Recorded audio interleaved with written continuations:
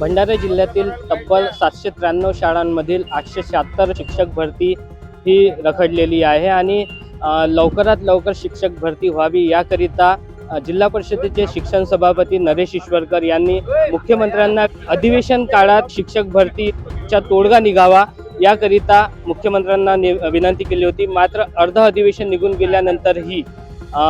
यावर काही तोडगा न निघाल्यामुळे आज जिल्हा परिषदेसमोर शिक्षण सभापती आणि सदस्यांनी साखळी उपोषणाला सुरुवात केली आहे।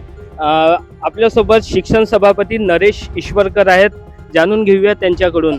दादा, काय सांगाल, काय तुमच्या मागण्या आहेत? माझी एवढी मागणी राहिली मुख्यमंत्री साहेबांना आणि शिक्षण मंत्री आपले आहेत दादाभाई भुसे यांना, या सरकारला, की तात्काळ ग्रामीण भागाच्या ज्या विद्यार्थ्यांच्या मागण्या आहेत शिक्षण भरती तात्काळ या अधिवेशनामध्ये करावा, एवढीच माझी मागणी राहील। आपला आज साखळी उपोषण चालू आहे आणि अनेक दिवसापासून या भंडारा जिल्हा परिषद शाळेमध्ये 2009 पासून पदभरती बंद झालेली आहे आणि तेव्हापासून आपल्या भंडारा जिल्ह्यामध्ये नवीन शिक्षक भरती दिसत नाही आणि दरवर्षी अनेक शिक्षक रिटायर होत असते आणि त्या शाळा मोडकळीत येत आहेत। अनेक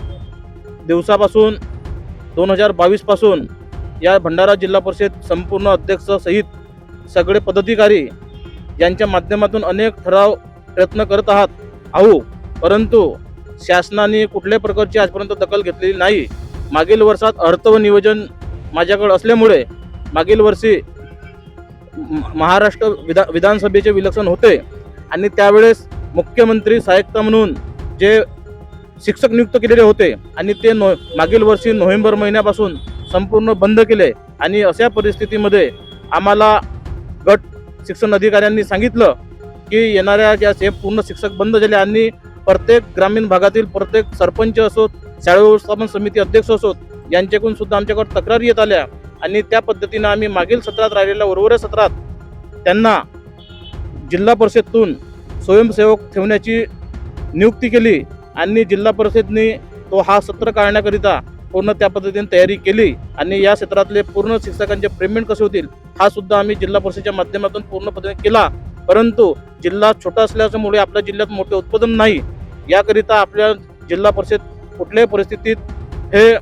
शिक्षकांचे मानधन देण्यास सक्षम नाही, म्हणून शासनाने याची दखल घ्यावी व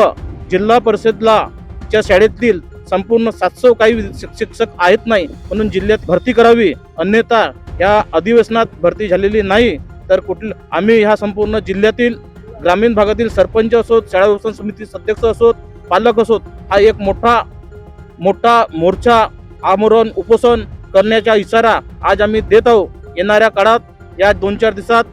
शासनाने निर्णय घ्यावा आणि त्या पद्धतीनं आम्हाला कळवावी, एवढीच शासनाला आज आम्ही आवाहन करत आहोत। उरलेल्या अधिवेशन काळात जर ही मागणी पूर्ण झालेली नाही तर येणाऱ्या दिवसात मोठे जन आंदोलन उभे करून सरकारच्या विरोधात उभे ठाकणार असल्याचा इशारा यावेळी यांच्याकडून देण्यात आला। नितीन कुथे, LS मराठी, भंडारा।